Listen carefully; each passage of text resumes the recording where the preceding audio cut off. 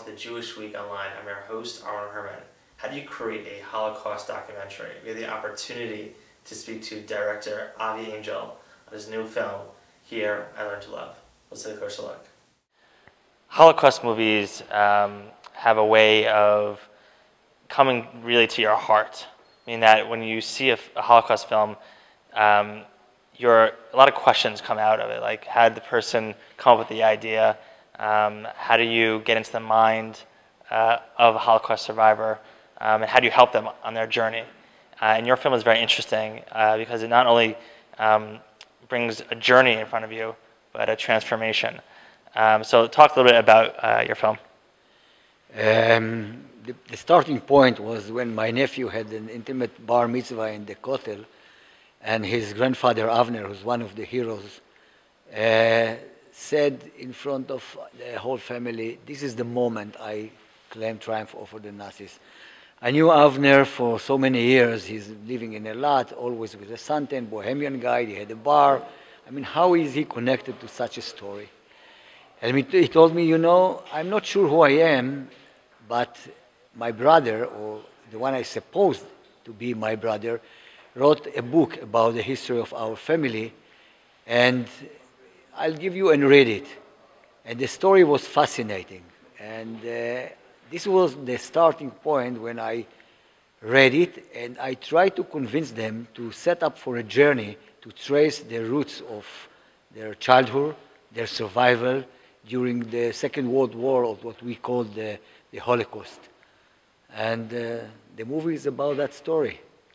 Whenever you're reading a book, and you can sometimes picture like a movie in your head of how it would look. How did you adapt the book to fit what you're looking for? The book is just tells the story, the general idea of the story. But as a documentary director, and we are very strict about it, you have to let the things happen. I had to get a distance from the happenings when I took them to Krakow or to Belzec or to Bergen-Belsen or to Montreux, and only lead from distance the way and let them expose their emotions, their feelings, their thoughts. And I think the special thing about this movie, maybe if I can say it, is that they were ready to really spill out what we call their kishkes in front of the camera, lay bare, say Kaddish, and at the same time really cry with tears about the things that happened to them. And I think that this is what makes the movie, the authenticity of this movie so touching. Did anything surprise you as you were filming the movie? I was surprised to see their readiness to expose their feelings. Avner, he told me, I really don't know who I am. I'm 72. I've changed my name 7 times during my lifetime. I generally know the story of what happened to me, but I ask you very much to find any document that will prove who I am. And ladies that did the research in Krakow did find in the National Archive the documents of their family. But when I told him, when we were in the main street, and I told him, we are going to look for your documents right now, he was not really aware where we were going. And he, of course, didn't know that we are going to find any document about it. When he finds finally the document, and I'm going to shorten it because it's on the movie, and he finds and he looks at it, after 70 years, he mentions his mother's name, Mindale. And, this is a moment of tears, and he says, Mindale, I have so much to tell you. I have so much to tell you. And he burst in tears. Now, Avner, he had heart surgery with 4 bypasses, and I was warned that I have to be very, very careful about the whole situation. And it's not shown during the whole length in the movie, but, he cried for 5, 7, 10 minutes, very, very strong. And as someone who cares for him, I said, well, I should go and give him a hug. As a director, I said, well, I have to keep the distance and see what happens. And it was a very, very emotional moment for all of us in the movie. Everyone was in tears, and That's one of the touching moments in the movie. When you want the audience to connect to your story, how do you think the audience has received the film so far? It's not a classical Holocaust movie because it doesn't show the scenes that we are used to see of this period, which are really awful. It's a story about two kids. One was 2 years old, one was 3 years old. They told their story very special, in a very special way. And I think this is one of the reasons that it's a kind of family story, emotional story, not a kind of a typical Holocaust story. And in this way, it's exceptionally well received. I was surprised. I am flattered. And I hope all of us, because it's not the director, it's the cameraman, it's the editor, it's the music, it's the soundman, that we all together we tried to do a good job. And music plays a big part in this film, and the way that you culminated sort of from start to finish. Talk a little bit about the importance of that. The music was composed by a young, very talented lady in Israel, Tami Barak. And we were sitting in the editing room, and there was Tami, and there was Yuval Cohen, the editor of the movie, and Erez Eni, who was editing the whole sound. And I was sitting a little in the back because my ears cannot. There are 7 channels of music, and they were saying the violin up and this down and this up and this down, and you have to let the professionals do their job. And I said Tami did an extraordinary job in this movie. There's throughout the movie, you mentioned some touching moments.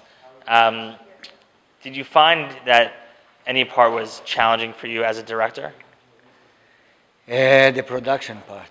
I'm the producer and the director, and we set up for 11 days. And the idea is that everything will move so smoothly that we will not have to manage logistics or whatever can disturb